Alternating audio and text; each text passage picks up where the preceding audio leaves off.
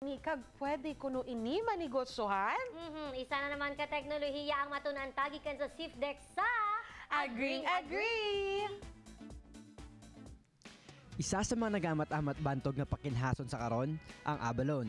Ang tawag sini sa aton, sobra-sobra. Maluwas nga nag-aalawas sa iya shell ang unod sini. Pagpati sa mga Chinese, maayo ini sa ikayong lawas. Pati gani ang shell, ginahimo dekorasyon.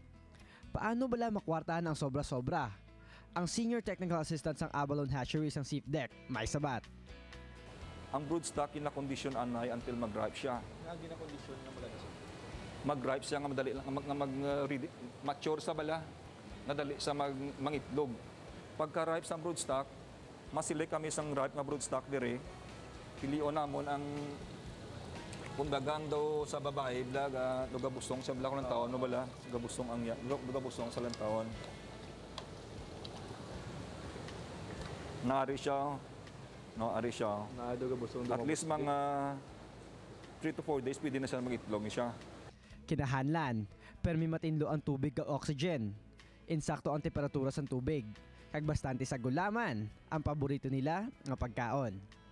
So from the broodstock conditioning tank, transfer namon sa spawning tank. May spawning tank kami dira, ara silang spawning tank namon, no, ari siya.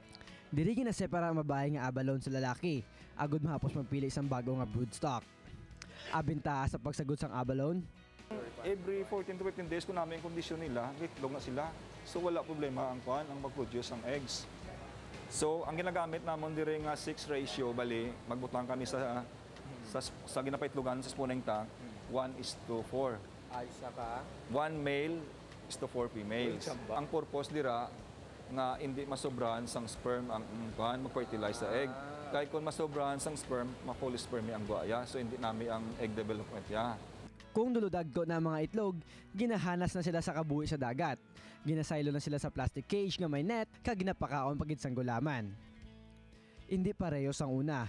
May teknolohiya na kunusubong para sa maayo kapagsagot sang abalone. Ang diri sa aton, damo na interested mag-go into abalone culture because nga kuan sa may market potential siya sa local kag sa abroad. Gani sa mga luyag magsulod sa abalone farming. Ang abalone hatchery and farming, agree. Ayan, perfect!